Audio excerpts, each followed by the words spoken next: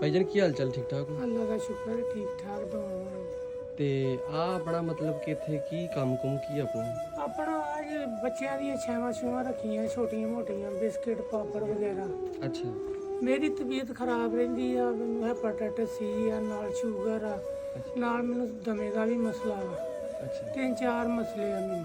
ਹਾਂ ਉਹ ਮੇਰੀਆਂ ਨਾ ਕੰਮ ਮੈਂ ਕਰਦਾ ਸੀਗਾ, ਹੁਣ ਮੇਰੀਆਂ ਹੱਡੀਆਂ ਬਹੁਤ ਦੁਖਦੀਆਂ ਜਿਸਮ ਦੀਆਂ, ਮੇਰੇ ਕੋਲ ਹੁੰਦਾ ਨਹੀਂ ਕੰਮ। ਅੱਛਾ ਉਹ ਫਿਰ ਮੈਂ ਘਰ ਦੇ ਵਿੱਚ ਹੀ ਕਿਸੇ ਨੇ ਹੈਲਪ ਕੀਤੀ ਮਾੜੀ ਜੀ ਮੇਰੀ, ਤੇ ਮੈਂ ਨਾ ਛੋਟਾ ਮੋਟਾ ਸਮਾਨ ਘਰ ਦੇ ਵਿੱਚ ਹੀ ਰੱਖ ਲਿਆ ਸੀਗਾ। ਅੱਛਾ ਉਹ ਬੱਚੇ ਬੁੱਚੇ ਆ ਜਾਂਦੇ, ਚਲੋ ਕੋਈ ਸ਼ਾਮ ਨੂੰ ਹਾਂਡੀ ਹੁੰਡੀ ਬਣ ਜਾਂਦੀ ਮੇਰੀ।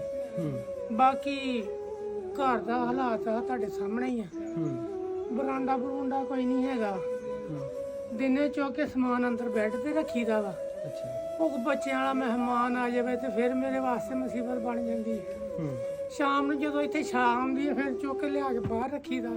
ਅੱਛਾ ਫਿਰ ਜੀ ਟਾਈਮ ਚਲਾਈਦਾ। ਇੱਥੇ ਮੰਜੀਆਂ ਡਾਉਣ ਲਈ ਵੀ ਜਗ੍ਹਾ ਮਸਾਂ ਹੀ ਬਚਦੀ ਹੈ, ਬਾਹਰ ਅੰਦਰ ਗਰਮੀ ਬੜੀ, ਬੱਚੇ ਸੌਂਦੇ ਨਹੀਂ। 2 ਬੱਚੇ ਆ ਛੋਟੇ ਛੋਟੇ, ਇੱਕ ਬੱਚੀ ਆ ਵੱਡੀ, ਉਹ ਹੈਗੀ ਹੈ 10-11 ਸਾਲ ਦੀ। ਅੱਛਾ ਇੱਕ ਬੱਚਾ ਛੋਟਾ ਹੈਗਾ 5 ਸਾਲ ਦਾ। ਅੱਛਾ ਉਹ ਦੋਵੇਂ ਸਕੂਲ ਜਾਂਦੇ, ਗਵਰਨਮੈਂਟ ਸਕੂਲ। ਉਹਨਾਂ ਦੀਆਂ ਕਾਪੀਆਂ ਕਿਤਾਬਾਂ ਦਾ ਵੀ ਮਸਲਾ। ਉਹ ਬਸ ਅੱਲਾ ਦੇ ਆਸਰੇ ਤੇ ਹੀ ਅੱਲਾ ਪਾਕ ਸਿੱਧੀਆਂ ਪਾਈ ਜਾਂਦਾ ਵਾ, ਜਿਸ ਤਰ੍ਹਾਂ ਸ਼ਰਮਾਂ ਰੱਖੀਆਂ ਉਹਨੇ।